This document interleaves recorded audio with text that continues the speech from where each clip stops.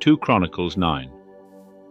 And when the Queen of Sheba heard of the fame of Solomon, she came to prove Solomon with hard questions at Jerusalem, with a very great train, and camels that bear spices, and gold in abundance, and precious stones. And when she was come to Solomon, she communed with him of all that was in her heart. And Solomon told her all her questions, and there was not anything hid from Solomon which he told her not.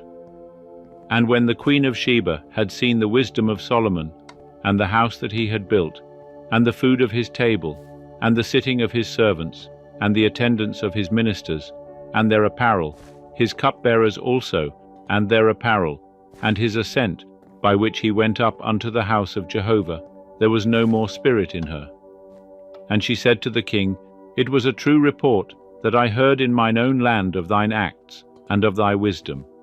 Howbeit I believed not their words, until I came, and mine eyes had seen it. And behold, the half of the greatness of thy wisdom was not told me. Thou exceedest the fame that I heard. Happy are thy men, and happy are these thy servants, that stand continually before thee, and hear thy wisdom. Blessed be Jehovah thy God, who delighted in thee, to set thee on his throne, to be king for Jehovah thy God, because thy God loved Israel, to establish them forever. Therefore made he thee king over them, to do justice and righteousness. And she gave the king 120 talents of gold, and spices in great abundance, and precious stones. Neither was there any such spice as the Queen of Sheba gave to King Solomon. And the servants also of Huram, and the servants of Solomon, that brought gold from Ophir, brought algum trees and precious stones.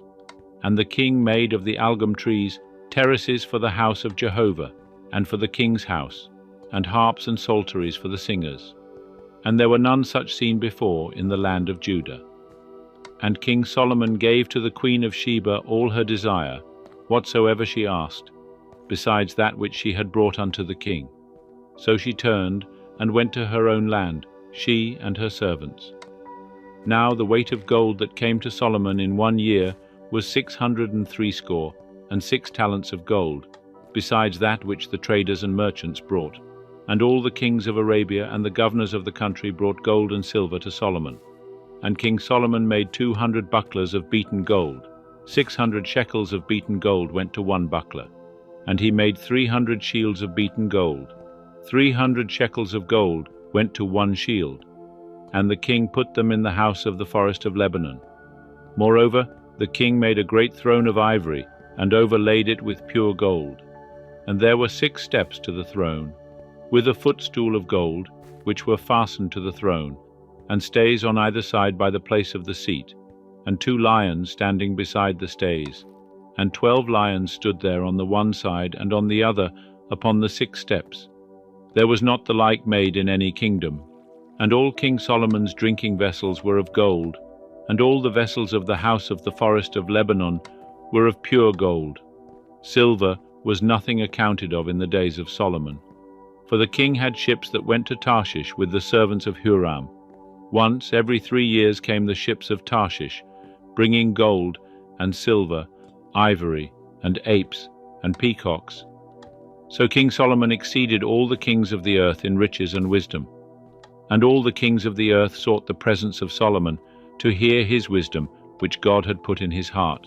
And they brought every man his tribute, vessels of silver and vessels of gold, and raiment, armor, and spices, horses and mules, a rate year by year. And Solomon had 4,000 stalls for horses and chariots, and 12,000 horsemen that he bestowed in the chariot cities, and with the king at Jerusalem. And he ruled over all the kings from the river even unto the land of the Philistines, and to the border of Egypt. And the king made silver to be in Jerusalem as stones, and cedars made he to be as the sycamore trees that are in the lowland, for abundance. And they brought horses for Solomon out of Egypt, and out of all lands. Now the rest of the acts of Solomon, first and last, are they not written in the history of Nathan the prophet, and in the prophecy of Ahijah the Shilonite, and in the visions of Iddo the seer concerning Jeroboam the son of Nebat? And Solomon reigned in Jerusalem over all Israel 40 years. And Solomon slept with his fathers, and he was buried in the city of David his father, and Rehoboam his son reigned in his stead.